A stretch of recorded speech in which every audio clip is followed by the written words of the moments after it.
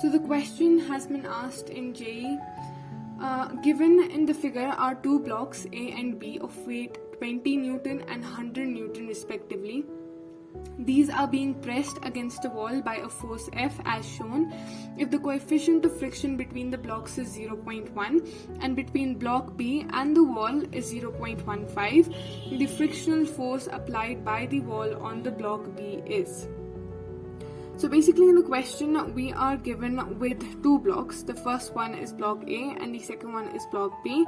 We are given with their weights, that is 20 Newton and 100 Newton respectively, and we're given with the fact that a force of F Newton is being applied on these two blocks, and we're given with the coefficient of friction. The coefficient of friction mu between the two blocks is 0.1 and between the block and the wall is 0.15. We basically have to find the force of friction that the wall is applying on block B.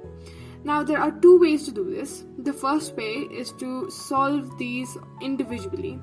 Solve frictional force, normal reactions for each of these blocks separately. Or a better way to do this and a more faster way to do this is to consider both of these blocks as one system. So when we do that, when we consider both of these blocks as just one system, what we're doing is that we're considering the forces of friction between the two blocks as internal forces, and internal forces are going to balance each other out since these two blocks are going to be in equilibrium. So we're going to consider all of this as one entire system. So we'll neglect the force of friction because it's going to act as an internal force of this entire system that's going to cancel each other out.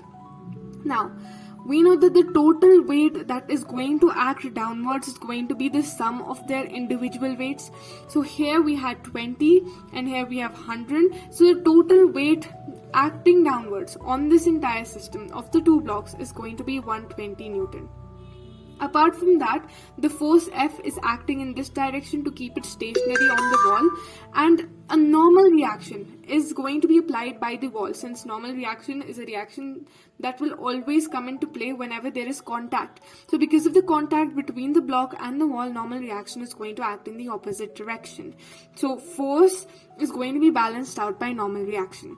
And since this entire block that we took as a single system for these two blocks is in equilibrium, what's going to happen is that the force of friction in the opposite direction to the tendency of its motion, because the block is going to tend to move down because of gravity, and force of friction is going to act opposite to the direction of the tendency of motion.